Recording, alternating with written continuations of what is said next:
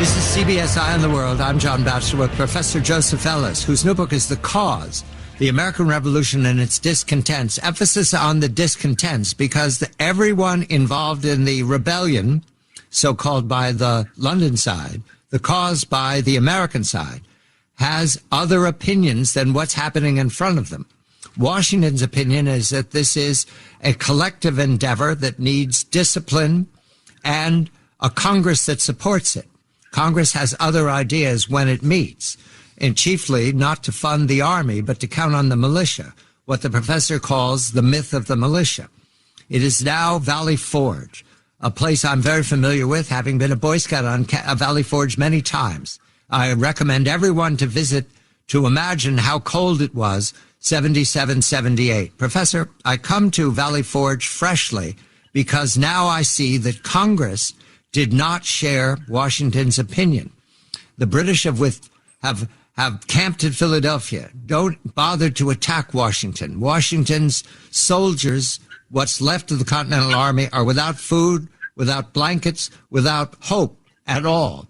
Washington calls on Nathaniel Greene again. How does Greene help him? Greene takes over the responsibility for Quartermaster Corps. There's nobody to do the job. He does it.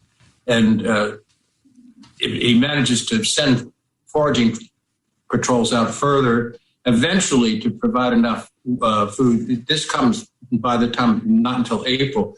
About 1,200 American soldiers die of malnutrition or exposure during the winter of Valley Forge. So it really is a kind of, it's a time for what I call the few. These are the people who stay the course, who survive, who endure. Greene's performance is brilliant in recovering the food supply, but it's at a moment when you realize that this is the pattern now. The Congress is not going to provide the men or the money necessary to win the war outright. It's going to be a war of attrition. It's going to be a marathon. And the people who survive Valley Forge begin to think of themselves as a aristocracy, as a elite, not as a feudal or financially based, but an aristocracy of virtue, of commitment, of suffering together. And half of the people elected as delegates to the Constitutional Convention a few years later will be veterans of Valley Forge. And they're the ones who begin to have at Valley Forge the view that the American war, what we call the revolution, must be a war for American nationhood, because without a federal government willing to provide support, we'll just splinter and almost die as we did at Valley Forge.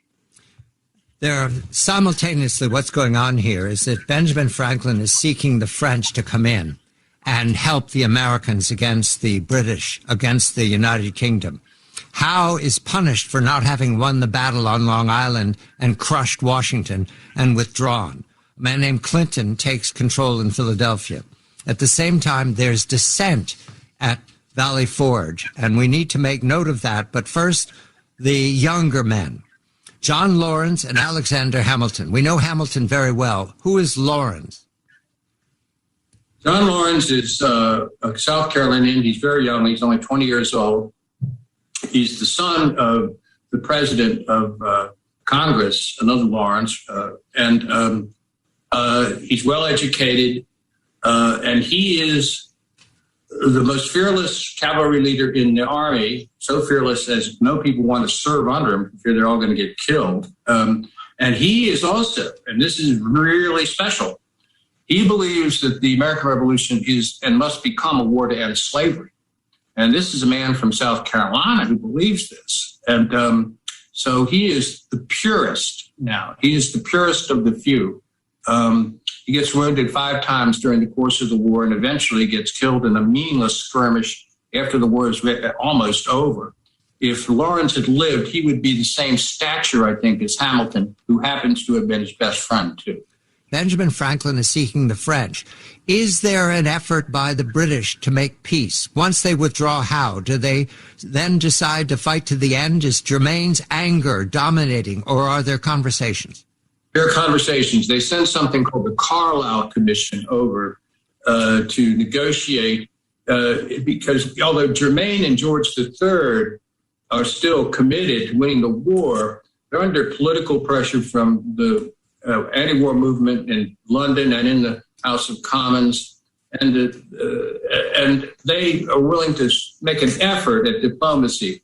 And essentially, the Carlisle Commission promises the colonists everything they had wanted before in 75. We'll let you have your legislatures, independent legislatures. We're not going to tax you. We welcome you into the British economy with our navigation acts. We'll even let you still have the Continental Congress. That offer would have been absolutely successful 3 years earlier or 4 years earlier. But now so many people have been killed, too many women have been raped, too many towns have been burned to the ground. It's no longer sufficient. There's a revolt against George Washington circling around a number of names, but Horatio Gates looks to be the most significant. What did he want? Horatio Gates is the second or third in command in the army to Washington. He's an Englishman, or maybe an Irishman, but he served in the British Army, so he's experienced in that regard. And he wins a battle at Saratoga. Actually, he has very little to do with it. He stays in the headquarters throughout the battle, but he becomes a figure that is talked about as a possible successor or replacement for Washington, because Washington hadn't won very many battles, and here Gates has won the big battle, capturing Burgoyne's entire army, General Burgoyne's entire army at Saratoga. It's a whispering campaign. It doesn't lead to anything practical, but it shows that at the time, even Washington is under some level of criticism. The British withdraw how? In a fete that you describe it with some joy, the celebration of Howe's leaving his troops in Philadelphia with all the young women turned out to admire a jousting contest, quite glorious. But at the same time, there's another event that happens out of Valley Forge when they learn that the French are coming in on their side. I believe that Washington has all the troops line up and they celebrate. But who are those troops, Professor? We have a couple of minutes to describe them. The enlisted men. Who are they? Where do they come from? The enlisted men in the Continental Army are not yeoman farmers, or not what we now call middle-class Americans. They're what we call lower-class Americans. They're former indentured servants. They're carpenters. They're artisans. They're recently arrived immigrants from Ireland. They're not the lowest of the low, but they're hardly representative. They're the people who've got nothing else. This is for them a commitment that it doesn't vie with any other responsibilities. I think that for me, I finished the book thinking these are my heroes in some sense. The faceless soldiers who served for the duration and are not going to get much in the way of a pension for it, risk their lives in a war that's much more barbaric than we can possibly imagine. And I took a profile of Joseph Plum Martin, one of those ordinary soldiers, to try to recover that kind of experience. In some ways, we can never repay the debt we owe. They're immigrants. In other words, among them are people who've just come over to America. And this is what's striking. And 8 to 10% at any given time are African Americans.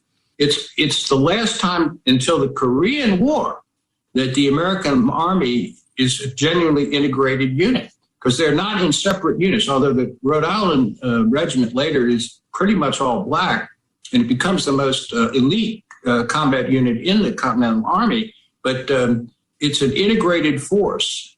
The African Americans that retreat to the British Army are brought into the Army, but they're usually, with very few exceptions, not allowed to serve in combat units. They're support troops. They dig ditches, they pull cannon, that kind of thing. And there are roughly the same number of troops that served in African Americans who served in the British Army, 8 to 10,000, as served in the American Army, maybe a little bit more on the American side. Let's fight some more war, Professor. Joseph Ellis, The Cause. I'm John Batchelor.